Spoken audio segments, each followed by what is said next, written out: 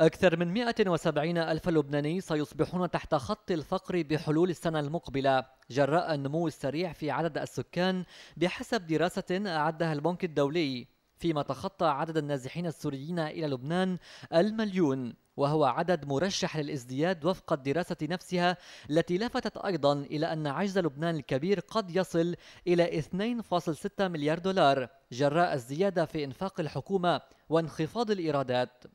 حيال هذه الأرقام تعلو صرخة اللبناني الذي دخل النازح السوري إلى ميدان عمله يقتسم معه لقمة عيشه، من سائق عمومي إلى نادل وعاملين في قطاع البناء وغير ذلك من الوظائف التي لا تحتاج إلى مهارات عالية. ما دام في ناس عم تعتني بالنازحين وعم تعطيهم حقوقهم، فعملية الشغل عن جد مضاربة علينا. صحيح هي مضاربة من قدام لقمة عيشنا المجتمعين، وبدها هاي القصة أونني، بدها شوية ضوابط. مش الحق على السوريين، الحق على اللبنانيين والحق على النقابة اللي عم تتركهم يشتغلوا من دون دفاتر. خليهم ينزلوا على الأرض ويشوفوا.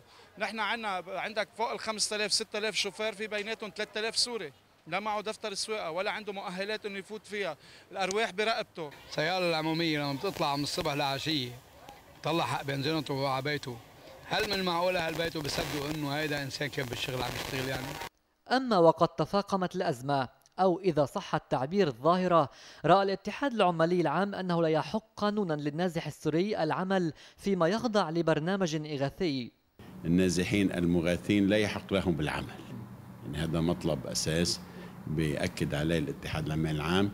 اللي جاي نازح ما له حق يشتغل ببلد، ومفترض بالدولة تأمن له إن من قدراته إذا توفرت هذه القدرات، وبالتأكيد غير متوفرة في لبنان، أو من خلال الدول المعنية بهذا الأمر توفر قدرات لإغاثة النازحين. وتبقى المزاحمة السورية للعمالة اللبنانية هم اللبناني الأول في ظل تدفق اللاجئين غير المسبوق.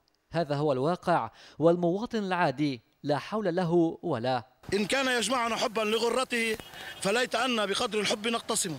خلينا نتعامل بالمثل ونتعامل بالمثل. هل مسمح لي أنا كلبناني شيل راكب عن الطريق هونيك؟ لا،